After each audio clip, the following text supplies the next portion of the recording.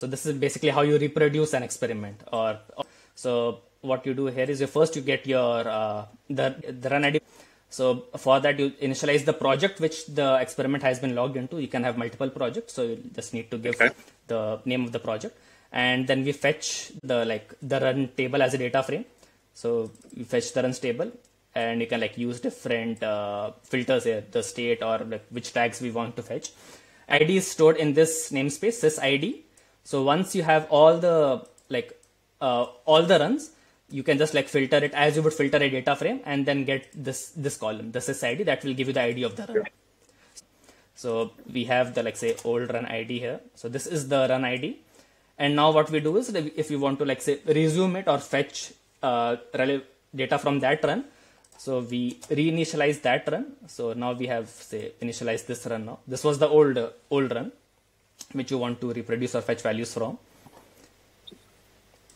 So yeah, this is that run, and we use the fetch method to get metadata. So say if you want to get hyperparameters, this is stored here in config params.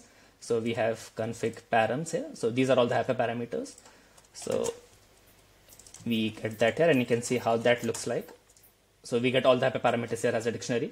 And similarly, if you want to fetch the dataset path, we have it stored as config dataset path. So we have config dataset path, and this is the path of the dataset.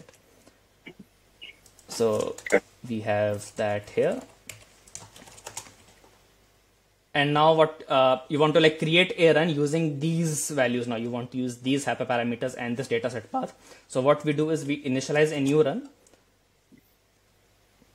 So this is a new run now, 30921. This was the old one, 719, and this is the new one, 921. And now we log the old hyperparameters in the old dataset path to the new run. So now we have config params here. We have config params. So these came from the old run, and we have config dataset path. This also came from the old run. And now since we have these parameters in dataset, while training, we can use these values and recreate the model. Now, if you want to download a model which was saved in the old in the old experiment, you if serialized and uploaded to the old experiment, you can download that model itself and then just recreate that experiment with that model and the values of the hyperparameters or the dataset paths which you want.